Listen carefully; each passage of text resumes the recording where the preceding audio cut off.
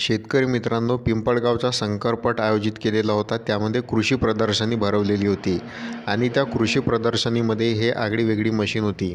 तर मित्रांनो, हे दुसरी तिसरी कोणती मशीन नसून हे रोवण्याची मशीन आहे.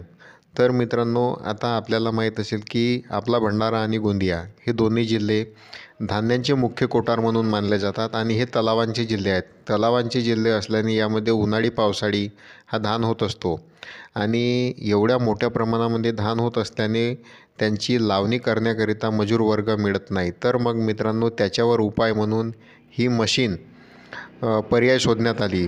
तर मित्रांनो, आता या मशीनचा लॉन्चिंग जेव्हापासून झाला तेव्हापासून ही बऱ्याच लोकांना माहीत नाही. तर मित्रांनो, प्रात्यक्षिकामध्ये त्यांनी ही चालवून दाखवली.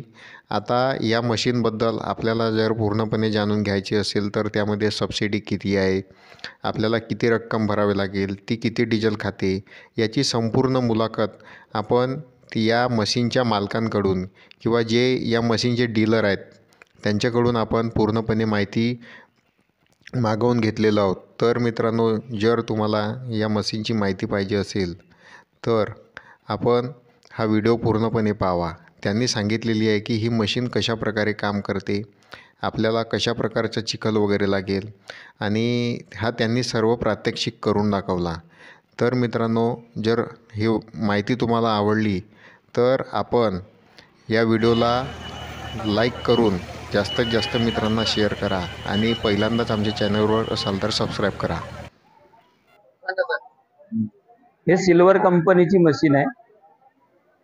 हे आपल्याला आजपर्यंत आपण पारंपरिक प्रकारे शेती करत होतो, परंतु मजुरांचा प्रश्न उद्भवत असल्यामुळे आता हे मार्केटमध्ये नवीन प्रकारची मशीन आपण साकोलीच्या शोरूम मधून व्हीएस ट्रॅक्टर्स मधून हे मशीन आपण सेल करत आहोत. ही 20 HP ची मशीन आहे आणि ही 4 व्हील मशीन असल्यामुळे माती जरी कोणत्याही प्रकारची जरी असली तरी पण तिथं फसायचे चान्सेस खूप कमी प्रमाणामध्ये आहेत. ही मशीन एका तासामध्ये 1 एकर जागा पूर्णपणे रोवून काढलेली असतो. परंतु याच्यामध्ये आपल्याला जे परे घालायची जे सिस्टम आहे ते एक तर पॉलिथिनवर आपल्याला परे घालायचे आहेत, नाही तर आपल्याला हे जे परे आहे ते ट्रे आहे, ट्रे मध्ये माती घालायचे आहे. मातीवर मग 200 ते 300 ग्रॅम तुम्हाला धान्य घालायचे आहेत. त्याच्यावर थोडं हलकी हलकी माती झाकायची आहे आणि नंतर त्यांना पाणी द्यायचे आहे. अशा प्रकारे तुम्हाला पाणी वगैरे दिल्यानंतर जेव्हा रोपटं हे 21 दिवसाचे होते त्याच्यानंतर आपल्याला चिखल करून मग चिखल केल्यानंतर दुसऱ्या दिवशी आपल्याला त्या ठिकाणी या मशीननं आपल्याला रोवायचे आहे. ही मशीन एका तासामध्ये 1 एकर जागा कोणत्याही प्रकारे आपल्याला काय म्हटलं याच्यामध्ये आपल्याला डिझेल हा एका तासाला 2.5 ते 3 लिटर डिझेल लागेल. म्हणजे आपला फक्त 300 रुपयामध्ये 1 एकर जागा हा पूर्णपणे रोवून झालेली मिळेल. नाहीतर असा आपल्याला खर्च 5 ते 6 हजार रुपये येतो आणि वेळेची पण बचत होते आणि पैशाची पण बचत होते. आधुनिक शेतीमध्ये हा सगळ्यात महत्वाचा आणि मोठा पाऊल याप्रमाणे याला मानता येईल. याच्यावर गव्हर्नमेंटची 4,80,000 रुपये सबसिडी आहे. परंतु महाडीबीटी वर जेव्हा आपण अप्लाय करतो त्यावेळेस आपल्याला रोवण्याची जे पॅडीसाठी जी मशीन आहे ती मशीनचं ते या प्रकारच्या फॉर्म मध्ये घालावं लागते. घालल्यानंतर जेव्हा तुमचं नाव येईल त्याच्यानंतर मग तुम्हाला ती मशीन घ्यायची आहे. नंतर तुम्हाला 4,80,000 रुपये गव्हर्नमेंट सबसिडी तुम्हाला याच्यामध्ये मिळून जाईल. अशी मूळ किंमत ह्या मशीनची 14,50,000 रुपये आहे.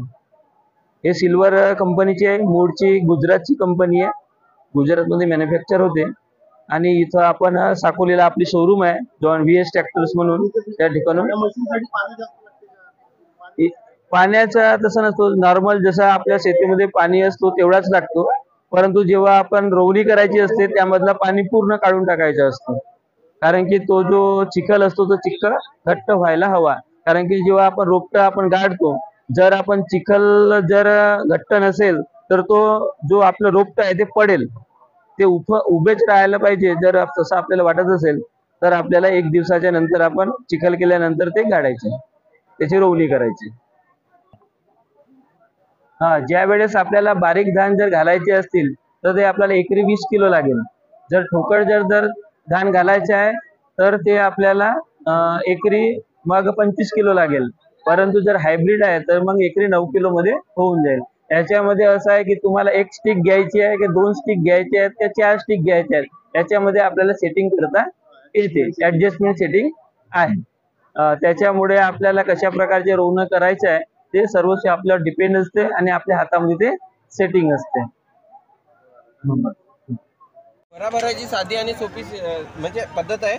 जसं आपण ट्रेमध्ये किंवा पॉलिथिनवर पण टाकू शकतो. पॉलिथिनवर टाकायचं आहे तर आपल्याला अर्धा इंची माती घ्यायची आहे अगोदर. त्याच्यानंतर धान घ्यायचे आहेत, चांगली दाटवाट धान टाकून त्याच्यानंतर त्या धानाला झाकण्यासाठी हलकी हलकी माती टाकायची आहे आणि त्याच्यानंतर पाणी टाकून ठेवून द्यायचं आहे.